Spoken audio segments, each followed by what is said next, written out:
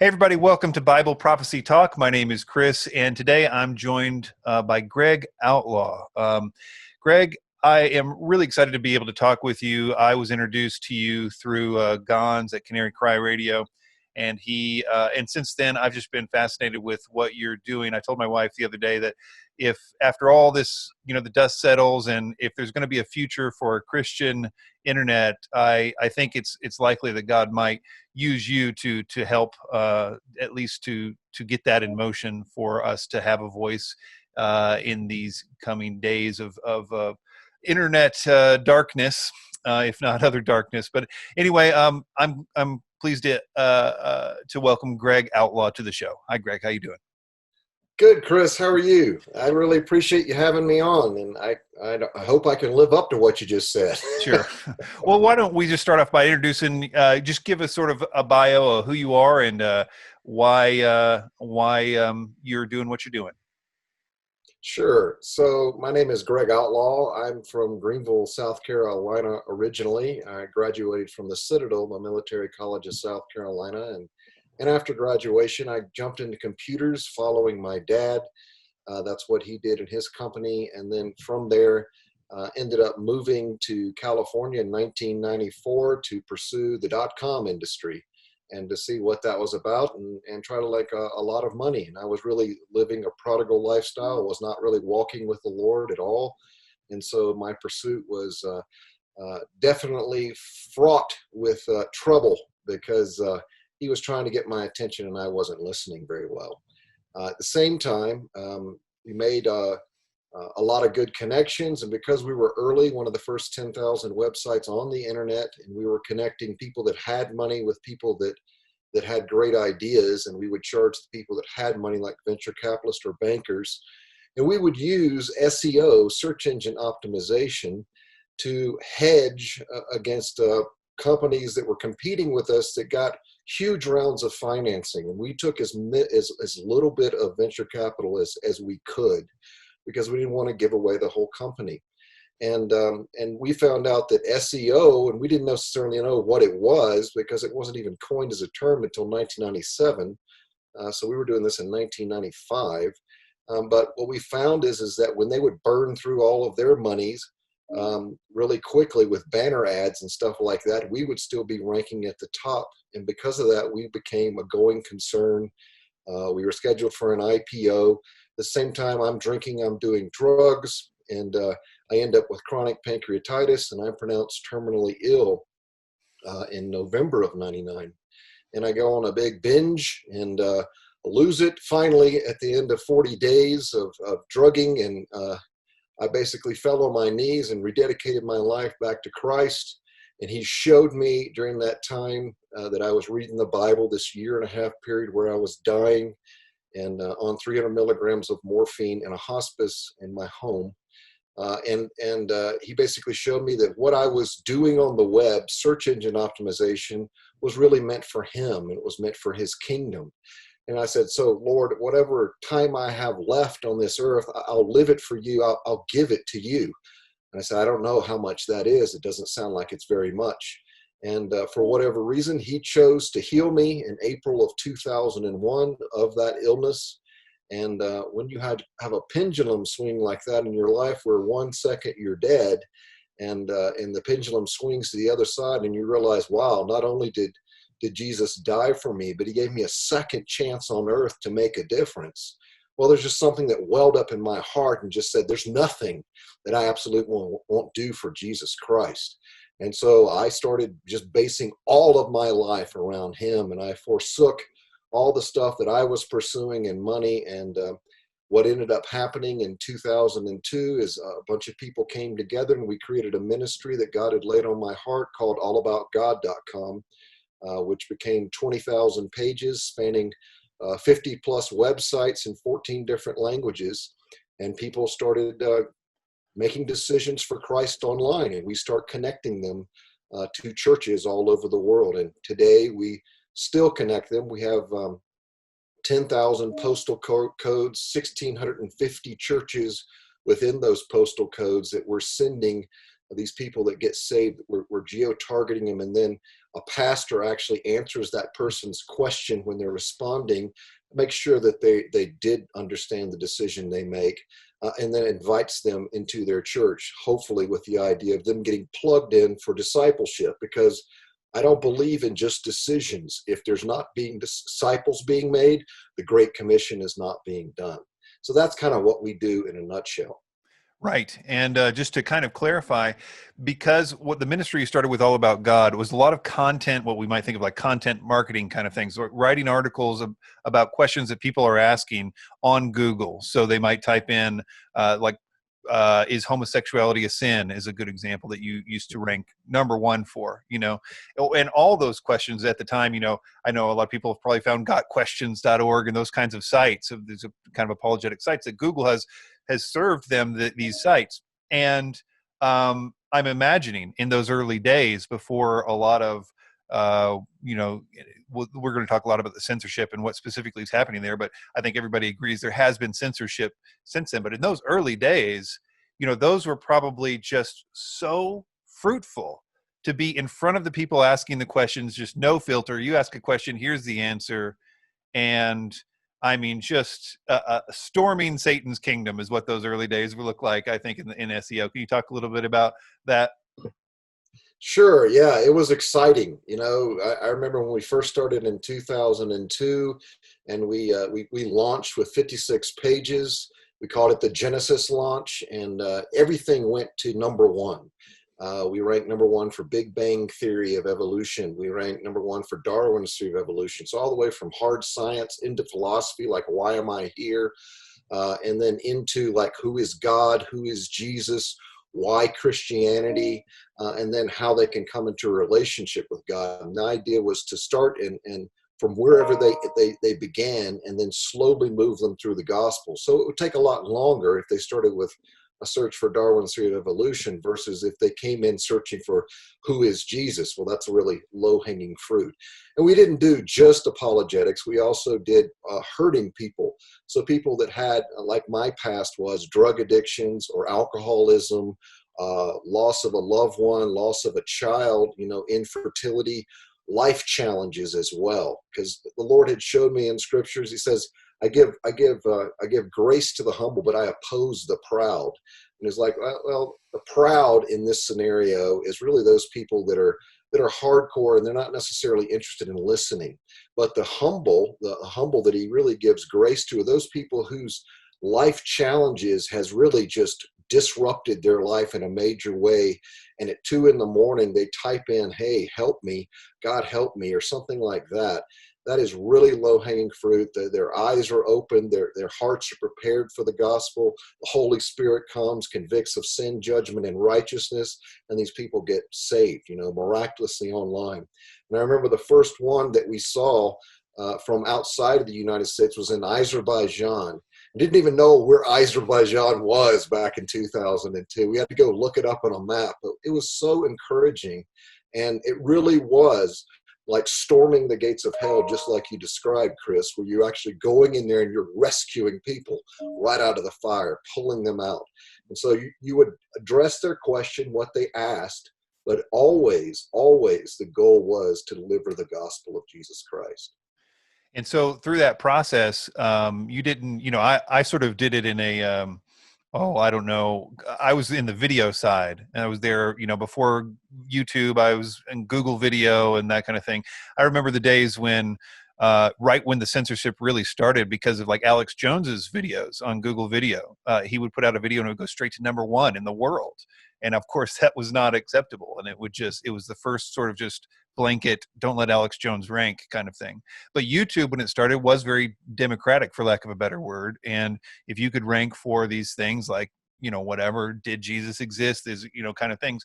And it was just so, it was content. It was still content. You had to do good. You had to do a good watch time. I don't know if they were still concerned about that at that moment, but, they weren't just letting anything rank. But my point with saying that is that you took it to another level. Because you had been interested in SEO as a science early on, since 1995. It doesn't seem like you have stopped with that interest. You've kept up with what Google's doing now and their new update and this thing and that thing. So you're really in with the technical side of SEO. You're still just as much as an expert in that as you were in those early days. So that kind of brings us into another aspect of this, which is we all know that there has been censorship happening, and it's more of a nebulous thing, I think, in a lot of ways. We just know it's happening. But one of the things, because of your unique expertise in SEO, you've been able to really prove some interesting things with what kind of censorship had happened. I know we probably should take it a few different directions here, but maybe if you just want to go with that and see where you take it. Sure. Well, let's just start out with saying that, so we did our best not to take money from All About God, because the idea was to keep as much money in there as possible to do translations of the content. So each of us built tents for the longest period of time, so that we didn't have to touch the donations that came in for evangelism. And so it just happened to be that I got contracts with very large ministries like Focus on the Family, Compassion International, Biblica, things like this.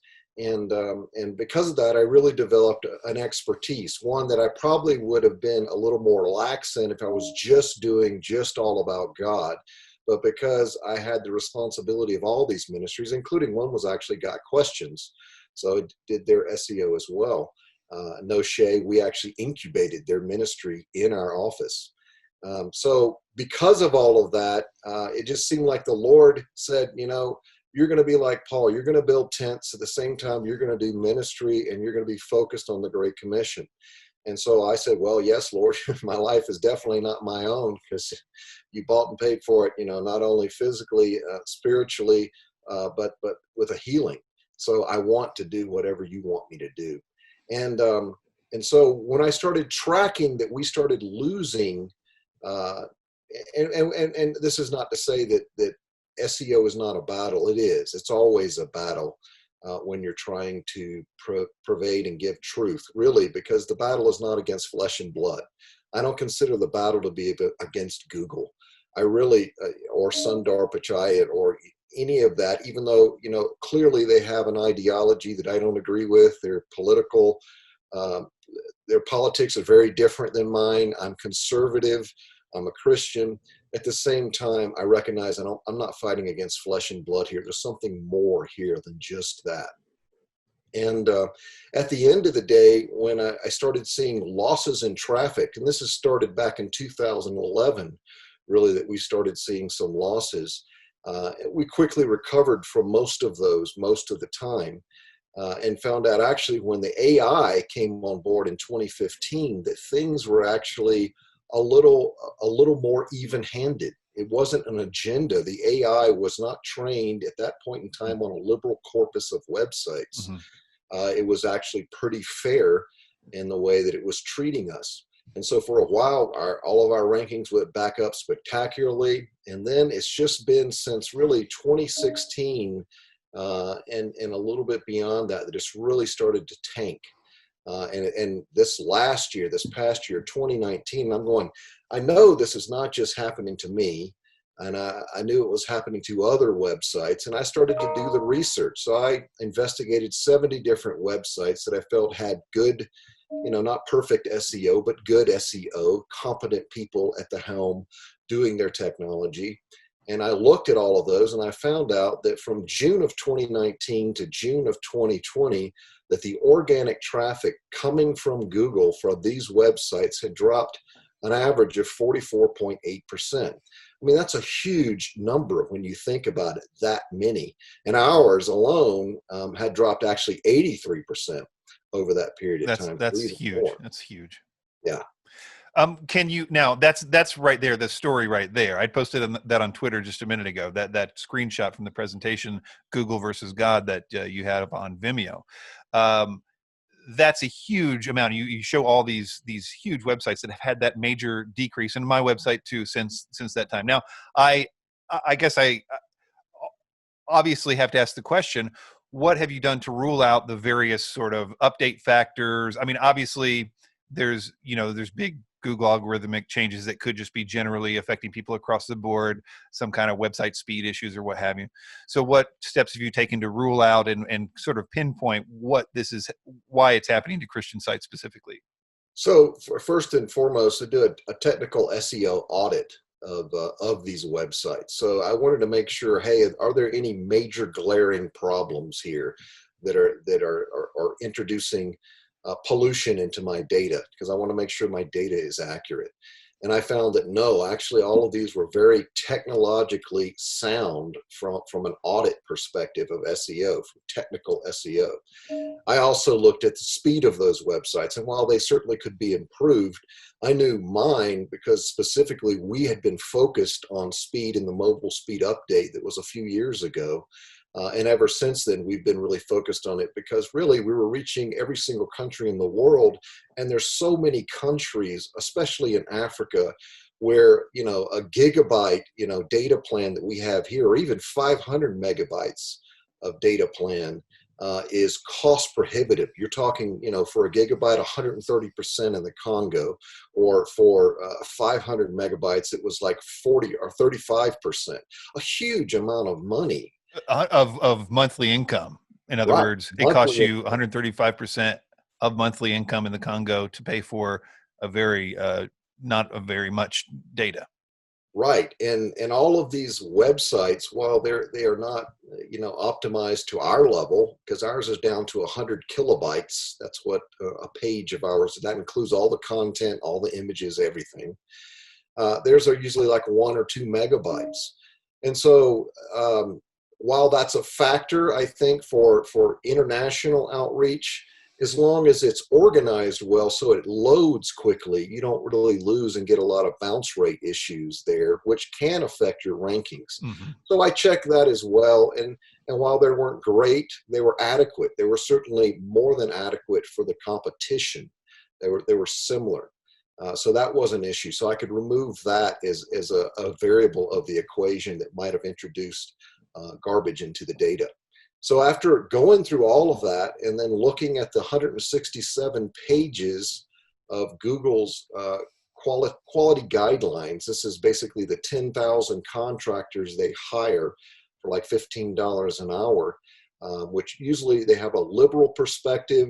They're not Christians, and they're using their subjective judgment based on these 167 pages of guidelines to decide whether a page is quality or not, whether it's misinforming or deceiving users or has some agenda, or if it's hateful, hateful like this. Then it could be that. And so when it came down to it, that's the only thing I could come down to. I also correlated when the drops occurred.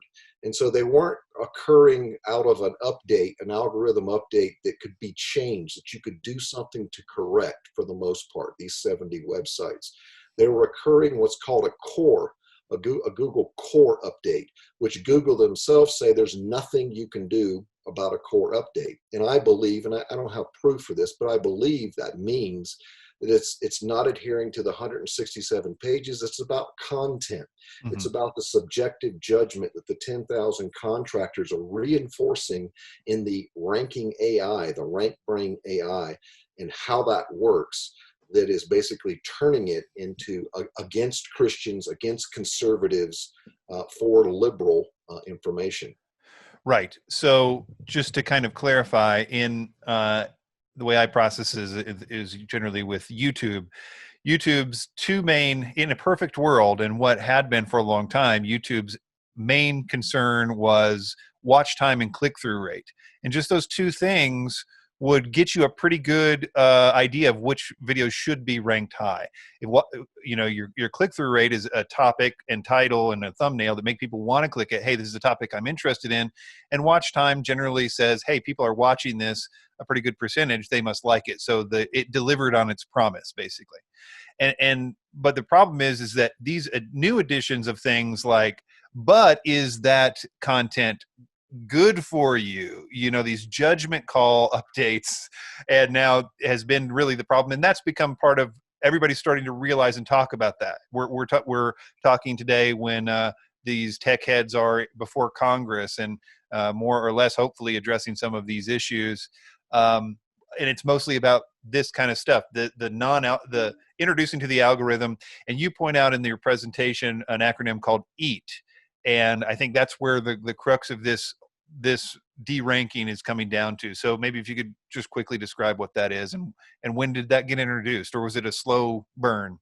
Sure. I don't think we really know when it's been introduced. The guidelines themselves were leaked a few years ago, and I think that was not on purpose. I think actually I shouldn't say leaked. I think it got put out there, and then they decided to own it. Basically, Google did. And then that's when we kind of found out about EAT. So we don't really know how long it's been in play, honestly. And EAT stands for expertise, authoritativeness, and trustworthiness. So that means, by definition, Google is deciding, does someone have the expertise to write this particular article or create this particular video? If it's about science, do you have a PhD, right, in science, in biology, or whatever it is? Say if it's Darwin's theory of evolution, are you qualified to make this content? Authoritativeness, who links to you? Is it just Christians? Is it also other science websites linking to you? Trustworthiness would kind of tie into both of those. They're looking at kind of both of those together and determining a score. So there's something called Trust Rank that Google has a patent for, of whether or not this site can be trusted. And let me stop you there, just to kind of direct the flow a little bit. On the one hand, I agree that in general has its place for Google to put out a good product. Sure. And I don't mind losing rank due to something that genuinely the algorithm has determined that's better, because that does put a better product out there. Where is the nefarious part of EAT, and how does that sort of manifest itself? I think the nefarious part is what they're determining in those guidelines. So EAT is one, another one is YML, but let's just do one on EAT. So I have a quote here. I'm going to read it. So this is out of page 20, section 3.2 of those search quality evaluator guidelines. And quote, here it says, high EAT information pages on scientific topics should be produced by people or organizations with appropriate scientific expertise and represent well-established scientific consensus on issues where such consensus exists. So who decides what's a well-established scientific consensus? Because I know plenty of scientists that are Christians, that are PhDs, that work for ICR, Institute of Creation Research, Creation Ministries, Answers in Genesis, a lot of different places, Hugh Ross, that they're pretty scientific. They have their PhDs, and they don't believe with the, say, narrative of Darwin's theory of evolution or the Big Bang theory. Mm-hmm. And that, of course, that makes a good example, of course, is with the recent coronavirus situation, doctors and PhDs that have taken a different stance on this thing or that thing. So then the question is, somebody needs to be the arbiter of even in all things being equal cases, somebody's hitting the gavel and saying this one is correct and this one isn't. Now, how much of that at the moment is AI? Obviously, AI has to be taught. So what's that process looking like, and how does that affect things?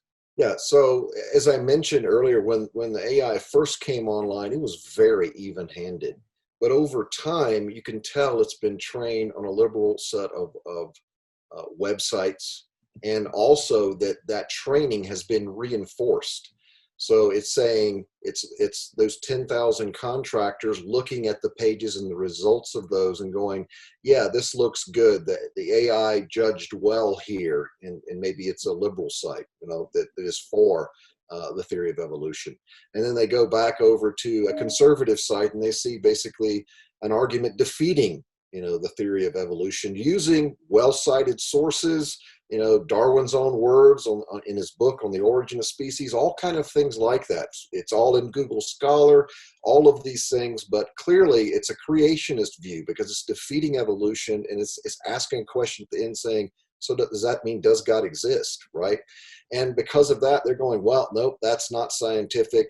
That is not a consensus. Therefore, we're going to tell the AI this is not a good page. And so over time, they began to train the AI to be more and more liberal in regards to that information. Right. And then you have to introduce, and I've been completely shadow banned on certain accounts and things because of hate speech, which is another factor that they say if we get even if we determine that you have hate, and of course that's, you can talk about what they might define as that or how they would define that or who says that. But if they do, then they will derank you, and there is no recourse for that. If you get labeled that, it's over. That's absolutely right. So there's something called an overall page quality rating that Google assigns that is based on YMYL, your money or your life questions. And those could be questions that deal with you making a decision about the gospel, because really there's no greater decision that there is. And I understand this from Google's perspective and from their 10,000 contractors. If I was not saved, if I didn't know Jesus is my Lord and Savior, I might be one of those people also doing the exact same thing because I don't know any better. I'm deceived and I'm deceiving others, but I really believe I'm doing the right thing. And so they actually do that. So they're determining with their own subjective judgment what is truth at the end of the day. And then the idea about hate, one of the quotes that I find so interesting from there, I'll just read just a portion of it. It says, pages that potentially spread hate, cause harm, or misinform or deceive users should receive the lowest rating. No further assessment is necessary. So potentially is just loaded with a subjective judgment. Mm-hmm. I mean, I can just say, oh, well, I don't like the way that sits with me. So that's hate, or that's harmful, or it misinforms, or it deceives. And I just layered a judgment of which there is no algorithmic recourse. There's nothing I can do to fix that other than compromising my message, changing my content. That's the only thing I can do. And I'm not willing to do that. Well, I think that most people can see where this is going. Let's talk a little before we sort of transition into the Resilient Truth Project. Let's talk about what's happening in Congress today. The idea, I mean, you hear a lot of talk about breaking up a monopoly of Google or whatever, and certainly it is a monopoly, and certainly it is a problem.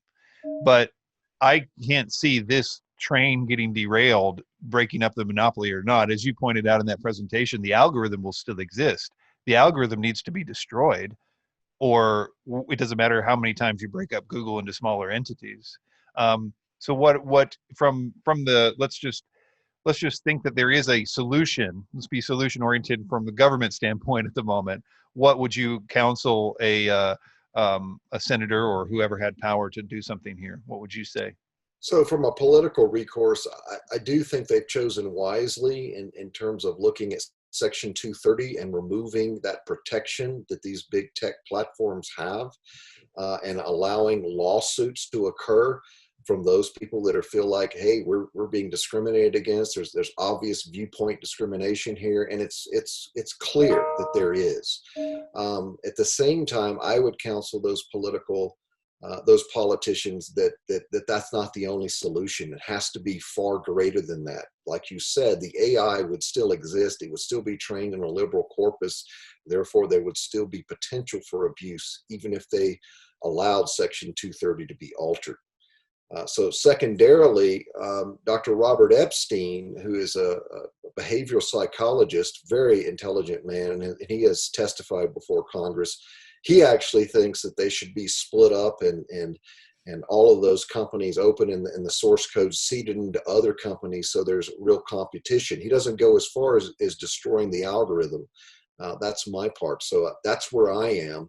I think the algorithm has to be destroyed in order for it to be a level playing field. And I would go as far as open sourcing all of the code that Google has to make it a level playing Wow. field.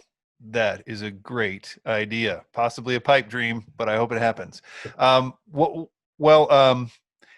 guess I just wanted to ask you briefly about the congressional, your approach to provide some information. Maybe you could talk a little bit about that, or if that's leading anywhere or anything like that. Sure. So John Eretz, who is the deputy counsel of Senator Josh Hawley, the Republican senator out of Missouri, who's been really just a pit bull on these big tech companies. He approached me and he said, I talked to him on the phone. He goes, "Would you be willing to give us this information, show us all of your research and data?" And I said, "Well, I have tons of pages of research and data. It would take you literally forever to go through all of this. Maybe I could actually put some notes or in there, something as well. If you'd be willing to write a paper, that would be huge for us." And so I agreed, yeah, I would do that. After praying about it, I was thinking, well, Lord, I do have this expertise, and if it's not me, who's it going to be? So I'll do it. And I did, and I submitted that a couple of months to him, a couple of months ago, to Senator Hawley. Okay, so let's move on to the Resilient Truth Project. Can you give us a brief overview of what that is and what you hope to see with it? Sure. So let me define resilience first. Resilience is really kind of I'll just call it a compound word to make it simple. It carries with it the meaning of redundancy, and also of being resolute. And so we are resolute in our determination to share the gospel and make disciples online. At the same time, because of the what I'll just call viewpoint discrimination, technically I think it's censorship, especially when Section 230 gets lifted. That level of censorship makes it impossible for me to do that. That means that I need redundant solutions other than the big tech platforms. So other than Google, Facebook, Twitter, Apple, etc.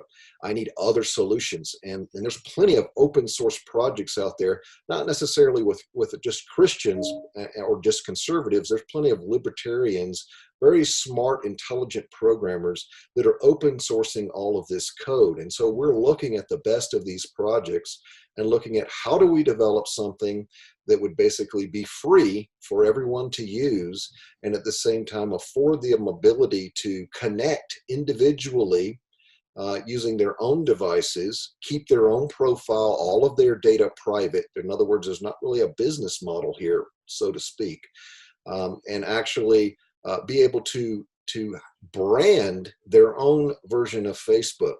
So we might have an All About God, Facebook, right? Or a Chris White Ministries Facebook, or something like Bible Prophecy Talk Facebook. But at the same time, while you would have your own brands, all of these, the underlying technology would allow them to communicate back and forth. So let's say I had 20,000 people on All About God's Facebook, and you had 10,000 people on Bible Prophecy Talk.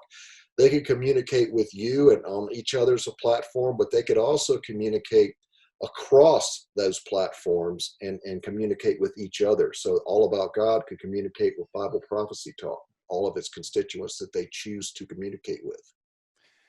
Right. And this plan is essentially presuming that someday in the near future, domain names that we think that we own but we really lease are going to be canceled.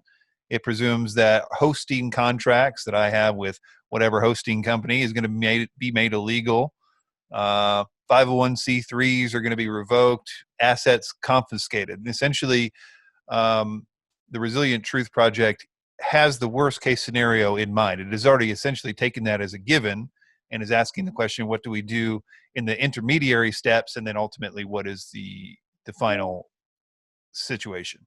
Yeah, that's absolutely right. So we do take things as serious, probably a lot more serious than other people, because we've been studying this problem a long time, and because we've experienced the level of censorship and viewpoint discrimination, and now how pervasive it is. And like I said, I don't hold a lot out for political or legal solutions, even necessarily a technological solution, other than something that competes. So I think it is inevitable in my worldview that domains will be confiscated for us haters, right? I think it's inevitable hosting contracts will be illegal. I think it's inevitable if you have a 501c3, a nonprofit status in a corporation, for a ministry so that you can give tax deductions, it will be revoked. I think it's inevitable that assets of those same ministry corporations will be confiscated. I think this is only a matter of time. So I know that sounds extreme, and I'm not trying to shock anyone, and I'm not trying to say, oh, it's hopeless, because it's not hopeless. It is the logical next step. I mean, it does sound extreme, but certainly the past is prologue. I mean, and it doesn't take very long to understand that the machinery that's been built up with the concept of intolerance, the sort of watchword of the world at the moment, and the watchword of this great new world order, is built to turn its eye of Sauron on Christians once Donald Trump or whoever their outsider is out of the way. We're the next target, and we will. And that system is built to make us the enemies of the world. And we already see that people being depersoned can't bank online if they have what has been deemed hate speech. So it's not. It's already happening, and it's just a matter of. And they've already made it socially acceptable, which is the amazing thing. Okay, so what you described though seems like it would take a massive amount of infrastructure. I mean, we're talking satellites and I mean, a whole thing has to be done here. What is the solution, or how's that going to happen? So I agree with you. I think it is massive. So a lot of people are just looking at what's called the application layer. That's the layer that you and I see and interact on, like Facebook or YouTube or Google, right? But the truth of this of the matter is that you have to really fork the entire what's called technological stack all the way down to what's called the physical layer. That's layer one. Those are the cables and the routers, the wiring that actually is the plumbing of the internet. And where in the past, when that originally launched, that was decentralized. It was distributed, so no one had control over it. But over time, because of monopolies and because of just the way business works and company mergers and acquisitions, there really is only 6 companies that deal in that level of infrastructure, and 3 of them are Google, Facebook, and Amazon. So that's 3 of them. The other 3 have not demonstrated censorship, to my knowledge, at this point in time. That's really AT&T, Verizon, and CenturyLink. But really, when you look at it, you have to go all the way down to the infrastructure. And while I don't think we have to go to the extreme necessarily at this point of launching our own satellites and all of that, I think that we carry a very powerful mobile devices, all of us today. And I actually think that those mobile devices can liberate the internet. And you could actually set up what's called a mesh network that hops from device to device to device over Wi-Fi or Bluetooth. So this would work best, obviously, in a dense city where you have, other devices within 300 feet of you where Wi-Fi usually connects. But you could actually create a mobile internet infrastructure from those devices, easily run and have servers from those devices capable of running, in addition to other servers if you chose to. But that's where it's going with mobile devices and the power that we have in our hands today. So, if I understand that correctly, it would be sort of like you could probably almost download an app or something, opt into letting your phone be a server for whatever information or files, and then promoting essentially other people to do the same thing, so that there is a sort of independent network that is essentially piggybacking off the. So, if that was the case, and that sounds great. What are the dangers there in an absolutely dangerous world? I mean, is that traceable, trackable, that kind of thing? It Sure. seems like it would be, just because mobile devices. Right. So the danger is that you're still using some kind of service to connect. And that's why I alluded to being a mesh network over Wi-Fi. I'm not talking about doing this over a cell connection. And I also think that ultimately those little iPhone devices that we all have, or Android devices, Google's devices, whether it's Samsung or whoever it is, all of those devices, those are compromised. They're compromised from the chipset, from the hardware. There's Chinese products in that. We already know from Intel, there's massive infiltrations into all of those chips that make up all of those phones. So really, I'm looking at, there's a company called Purism. and Purism has a device called the Librem 5, Librem 5.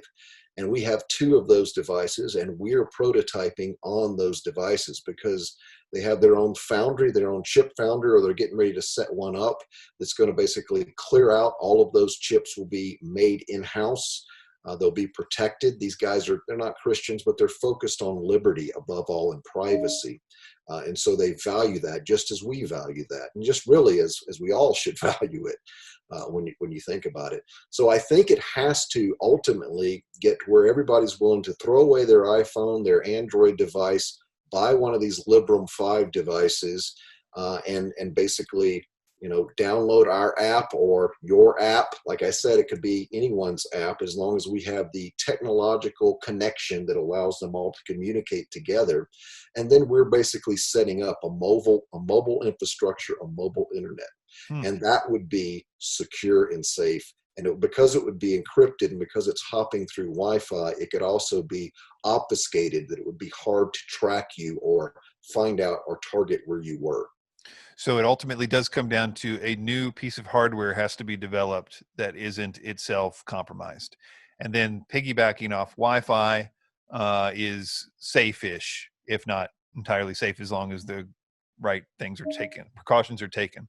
That's really good. It's good to understand that. And I want to talk about how people can support that or help that. But first, is there any additional things that you can talk about, or prototypes or other things about how you envision that this working? Sure. So I try to go through two series because it seems like, wow, how do I go from my iPhone that has all the apps that I use all the time to something that may not have all of those apps, right? I'm not going to have Facebook anymore. I'm not going to have this anymore. And I think there's degrees of resilience. So you could take good, better, and best steps. So we've outlined kind of those steps over 6 different categories that would suggest, here's how we do identity resilience. Because at the end of the day, most people have Gmail. And if Google, obviously that's Google, if Google chose to revoke your credentials and you've signed up to a bunch of services using your Gmail account, you no longer have access to those services, and there's nothing you can do about it. So a good step toward identity resilience would be to get off of Gmail, start using something like Proton Mail that you're paying for, that's encrypted end to end, and that no one can track you for what you're doing, and no one can revoke your credentials. A good step toward something like discovery resilience would be to adopt some of these platforms like IPFS, which stands for Interplanetary File System, or file service, which is a service that a bunch of different people run servers, and these phones, these Librem 5 phones, would be capable of running these services where everyone's search box not only searches your own content, but has the ability to search everyone else that's part of this network's content. So you're basically disrupting Google, and every single website not only becomes its own Facebook, it becomes its own Google. And obviously the network effects of more and more people joining into this makes it more robust and makes it more competitive and makes more information available. So I really think that these are steps that can be taken. And so an example of that step, if you were to search for who is Jesus on Google and go to allaboutjesuschrist.org, which is somewhere on page 1 there, click on that, scroll to the bottom of the page, and there's actually 6 icons. They start out with 3 social media icons. The other 3 icons are IPFS mirror servers. And you can click on one and you'll find out, hey, this same content exists on a totally different domain name, not one that I control or anyone else controls. It's controlled by IPFS, that system. Somebody set it up. And all of my content can be found there and discovered there and searched there. And so that kind of takes the problem away of, hey, I just lost my domain. Hey, I just lost my hosting, because I'm still online. And that provides a solution that works now. Right. And there's all kinds of these sites like BitChute and Library, LBRY, for video stuff and other things like that. And they're kind of, if I understand it right, kind of like a BitTorrent kind of client, or at least ostensibly BitChute is, Library is more obviously doing that. Um, Also, I don't know, have you heard much about the like Ethereum kind of idea of hosting things via Ethereum crypto stuff? If I looked into it briefly, it looked like there was a major limitation in terms of file sizes and those things. Do you see any future for that kind of platform? Yeah, I think all those platforms would develop, and I really think a good model of resilience basically decentralizes or distributes your content across all of these platforms. That really is the goal, because the more decentralized, the more distributed your content, the more redeployed your content is, the greater discoverability you'll have, the greater resilience you'll have. No one can choose to take you down just arbitrarily. And I think that's just wisdom. That's prudence in the day and age that we live in this age of deceit. Hmm. Hmm. Um, right. Let me see what I have here. I won't want to keep you for too much longer. Do you have before I get to some closing stuff, do you have anything in addition in that you would want just people to know? I guess basically, I guess the question is, a lot of people are at this point saying, well, what's the bottom line? What can I do? How can I help? And what are some actions that people can do to help make this a reality or to do whatever they can do to help? So we're prototyping, and it's not just us. There is a round table that's being formed of ministries that have already been impacted, and so it's not just traditional ministries, say big names that you've heard, you know, like Got Questions or somebody like that. I'm talking about, you know, it could be anybody in the fringe community, anyone that you know wants to deal in conspiracy theories. You know, I'd like it if they would be, you know, sane about some of the conspiracy theories, but regardless, you know, I think anyone can participate. We really want to protect free speech. We want to protect privacy. And we want to say, hey, we cannot do this alone. And the truth of this is a massive project. It involves hardware, you know, and software, you know, all the way from the application layer all the way down to the physical layer. It is not a simple problem to solve. And we've been working on this problem since 2006 in some shape, form, or fashion, just over time thinking through this. I have a 130-page document that I've gone through since writing this thing. And as new technology comes out, I add to it or re-edit it. And so it's a living document that's kind of moving forward. But by no means do we have it all figured out. What we really need is we need the body of Christ at a minimum coming together in unity saying, hey, I'm interested in helping build these new platforms. I want to participate. And maybe it's they have expertise and they're great programmers. Hey, we need that. Maybe they have money. Hey, we need that we could hire those great programmers, or we could pay some for these open source projects to help go our way in terms of things that we might need. As much as possible, we're trying to use the open source community, but there's some things that they're not thinking about that we are thinking about that we think are critical, where there has to be some customization in order for it to work for Christians that, well, share your worldview, because I do. I'm pre-wrath in my eschatology. So I think I'm going to be here for quite a while. And therefore, I need a way to be resilient. I need a way to share truth online. I need a way to transact, to financially transact, whether it's through cryptocurrencies or some other method. I have to figure out all of that. So a big part of that is financial resilience as well. So really, I think if anything, it's a clarion call to say, hey, let's quit building our own kingdoms, quit doing our own thing. Let's each humble ourselves, say we really truly need each other. Let's be Jesus's answer to his own prayer in John 17, that they would be one, right? And then it says, when we came together as one, that the world would recognize that the Father sent the Son. I think that's the moment in history that we are in right now. And I think God is doing a work, and he is humbling people's hearts. He's humbling large ministries, small ministries, just everyday people like myself. And he's going, we need each other. We need each other now more than ever. Amen. Where can we go? Where's the hub that they can sort of gather? Who's going to facilitate these conversations? I guess I'm looking for domains or emails. Sure. So start with me, Greg at allaboutgod.com. That would be the first one, GREG at allaboutgod.com. And my phone number, 719-244-7788. If you prefer texting, text me or email me. If you email me, please text me as well, because I get a lot of emails. So Okay. that would be really helpful. And from there, I'm going to be introducing people. But there are websites live like resilienttruth.com. If you want to give and you're like, hey, I've heard it, I don't have expertise, but I believe in the vision, and you just want to give, go to allaboutgod.com and click on donate, and just give, and then let me know in a note down there, hey, this is for Resilient Truth. I believe in the vision and I want to help. Great. All right, everybody. That is Greg Outlaw. Thank you, Greg, for being with us today. And I hope everybody checks it out. Resilient Truth, all about God. Thanks again.